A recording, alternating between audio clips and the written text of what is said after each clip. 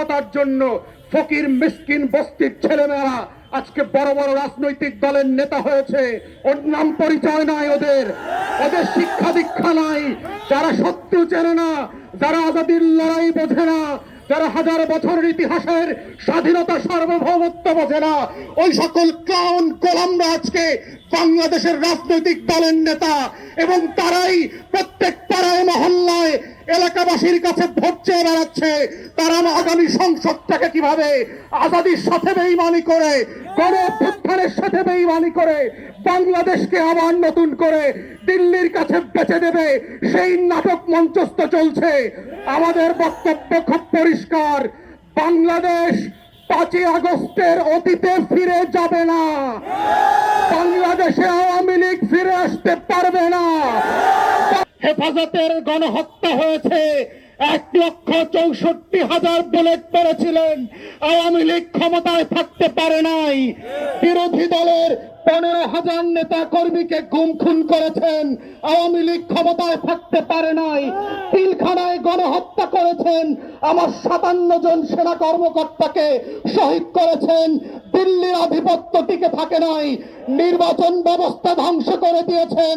16 বছর ধরে গোলাম গণমাধ্যম দিয়ে বাংলাদেশের আজাদির বিপক্ষে প্রত্যেক দিন তথ্য সন্ত্রাস করেছেন। আওয়ামী লীগ ক্ষমতায় থাকতে পারে নাই। পরিষ্কার বক্তব্য, বাংলাদেশের মাটির রং বোঝেন নাই, আজাদির রং চেনেন নাই। ওটা আওয়ামী লীগের পতাকার রং না, ওটা লাল সবুজের রং। ওটার জন্য লক্ষ লক্ষ মানুষ জীবন দেওয়ার জন্য যেমন প্রস্তুত আছে, আগামী দিনেও থাকবে। অতএব শত্রুরা সাবধান, লক্ষ বুলেট প্রস্তুত রাখতে পারেন। আমরাও লাল সবুজের পতাকা বুকে পেঁচিয়ে দিয়ে বাংলার আনাচে কানাচে আমার স্বাধীনতা আজাদির লড়াই চালিয়ে যাব। শরীফ ওসমানদেরকে নতুন করে পাড়ায় মহল্লায় আবার পরিচিত করানো হবে এবং সেভাবেই প্রজন্ম থেকে প্রজন্ম ইনকিলাব জিন্দাবাদ হয়ে থাকবে। ইনকিলাব ইনকিলাব ইনকিলাব ইনকিলাব। বাংলাদেশে আমার এই সোনার বাংলার সুশীল বুদ্ধিবেশ্যারা গত 54 বছর এই জাতির সবচেয়ে ক্ষতিকর শত্রুকে বন্ধু আকারে আমাদের সামনে পরিচয় করিয়েছে এবং এতবার বলেছে যে পৃথিবীর ইতিহাসের সমাজবিজ্ঞান রাষ্ট্রবিজ্ঞানে যে শত্রু সাপেক্ষে রাষ্ট্র হয়, আজাদির লড়াইটা যে শত্রু সাপেক্ষে হয়।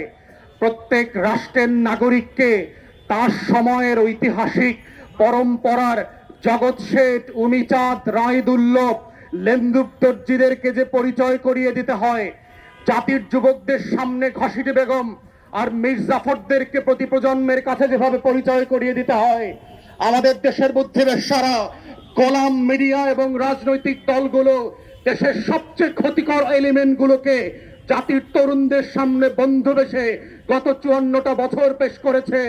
এবং যেটা করবার মধ্য দিয়ে যেটা হয়েছে, আমার স্বাধীনতা, আমার সার্বভৌমত্ব, আমার জাতীয় স্বার্থ, আমার আত্মমর্যাদা বারবার ভুলুণ্ঠিত হয়েছে।